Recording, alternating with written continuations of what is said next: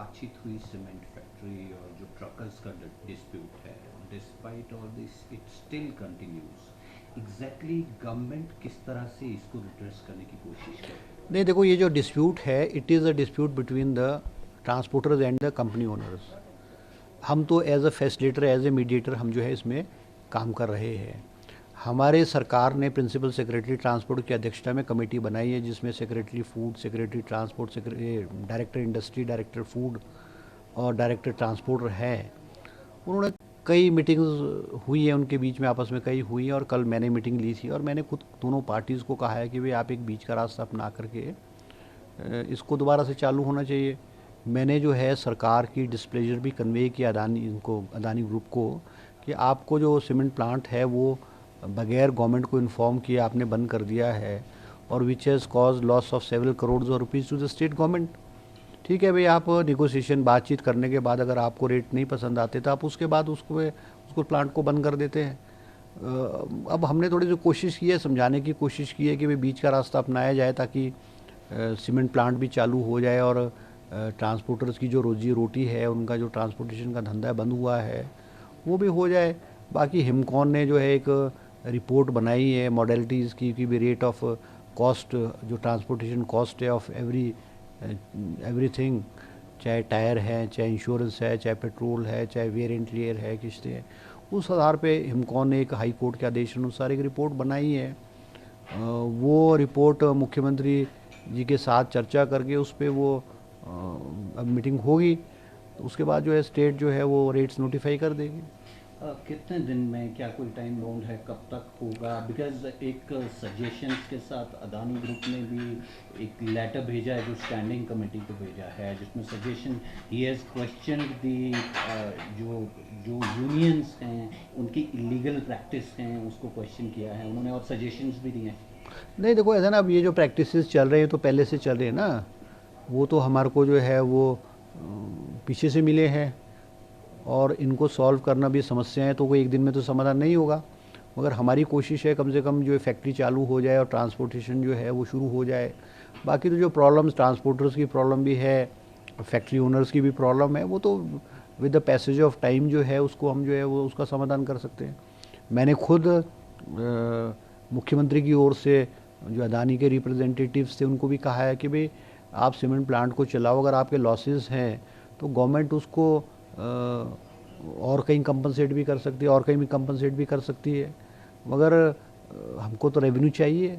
अब we are losing several crore of rupee every day, और government जो है वो इस वक्त हिमाचल प्रदेश 75,000 करोड़ के कर्ज में है, 11,000 करोड़ की देनदारी हमको सरकारी कर्मचारियों की देनी है, और हमारे पास जो है वो अपने सरकारी कर्मचारियों को सैलरी देने के लिए पैसे नहीं है।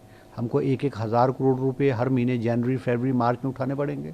तो मतलब वी आर इन फाइनेंशियली बहुत बुरी कंडीशन में हिमाचल प्रदेश है। अब इसको बाहर निकालने के लिए तो हमारे पास सिर्फ इंडस्ट्रियलाइजेशन के अलावा कोई ऑप्शन नहीं है, जो रेवेन्यू भी जनरेट करेगा और हमारी नौकरियां भी जनरेट करेगा, क्योंकि हिमाचल प्रदेश में टैक्सेस लगाने के लिए भी बहुत कम गुंजाइश है। सरकारी नौकरियों के क्षेत्र में भी एक सैचुरेशन पॉइंट आ चुका है। तो बहुत सारी समस्या हैं जो हमको विरासत में पूर्व भाजपा सरकार से मिली है, और इन समस्याओं को हम एक दिन में या एक महीने में तो इनका समाधान नहीं कर सकते हैं, मगर with the passage of time I can assure जो है कि हम जो इन चीज़ों का समाधान करेंगे। हम ये जानना चाहेंगे, जो ये इशू है, क्या गवर्नमेंट जो नोटिफाई करेगा, जो म्यूचुअल अंडरस्टैंडिंग के साथ नोटिफिकेशन होने वाली है, आर यू होपफुल ये एड्रेस हो जाएगा इशू? नहीं, अब देखो, अब नोटिफाई जब रेट्स नोटिफाइंग, उसके बाद किस पार्टीज़ का क्या रिएक्शन होगा वो तो उन पर डिपेंड करेगा, मगर हम एक बीच का रास्ता अपनाने की कोशिश करेंगे जिसमें ट्रांसपोर्टर्स को भी नुकसान ना हो, फैक्ट्री ओनर को भी ज़्यादा नुकसान ना हो। एक बीच का रास्ता अपना कर कोशिश करेंगे ताकि चल जाए। वेयर इज द कंफ्यूजन जो हाई कोर्ट का डिवाइस्ड फॉर्मूला है 2005 नहीं, देखो, का? डिस्प्यूट तो रेट्स पे है ना।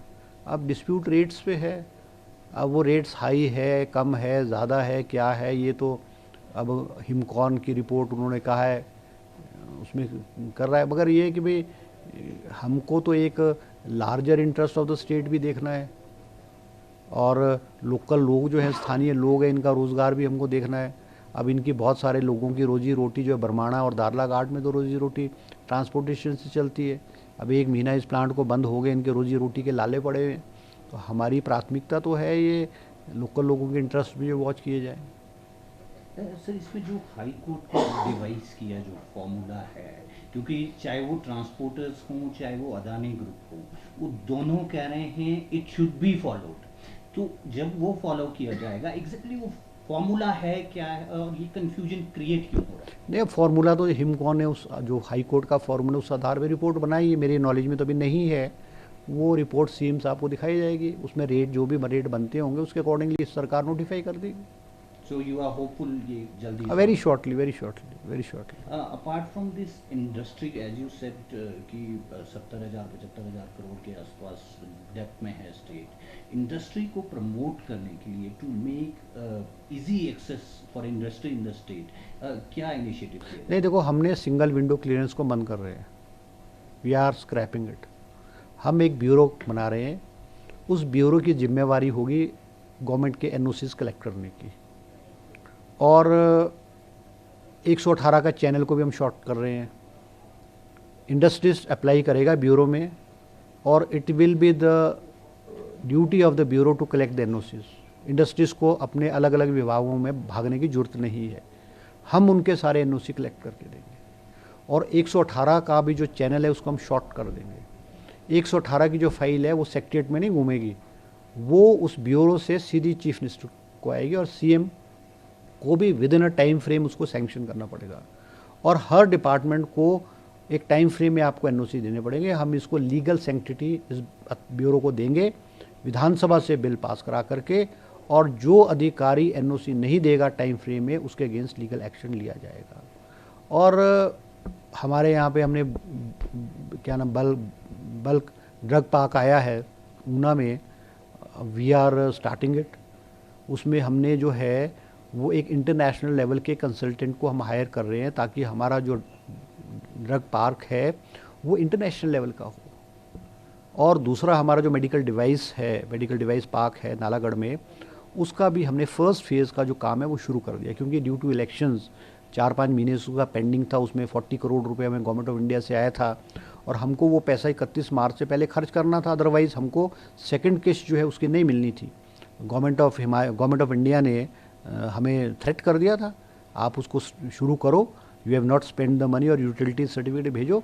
हमने उसको जो है आरंभ कर दिया है, और हमें उम्मीद है कि हम अपने जो मेडिकल डिवाइस पार्क है नालागढ़ में, उसको हम जून महीने से पहले उसकी जो लैंड डेवलपमेंट है वो हम कर देंगे। Finally coming back to cement issue again, करीब 1 महीने से ज़्यादा समय हो गया है, कितना नुकसान हो गया है अभी तक राज्य को ये सीमेंट प्लांट शट डाउन होने के बाद? एग्जैक्ट फिगर तो मेरे पास नहीं है, मगर मुझे लगता है इट इज़ इन करोड़, क्योंकि ऐसा है कि वो रॉयल्टी में भी है, सेल टैक्स में भी है, वैट में भी है, और जो ट्रांसपोर्टेशन जो ट्रक्स की टैक्सीज है, ट्रक्स जो है डीजल को इस्तेमाल करता है उसमें भी है। तो मुझे लगता है करोड़ में होगा, काफ़ी है। मुझे लगता है कम से कम एक दिन का कोई राउंड अबाउट 1 करोड़ के आसपास तो होगा।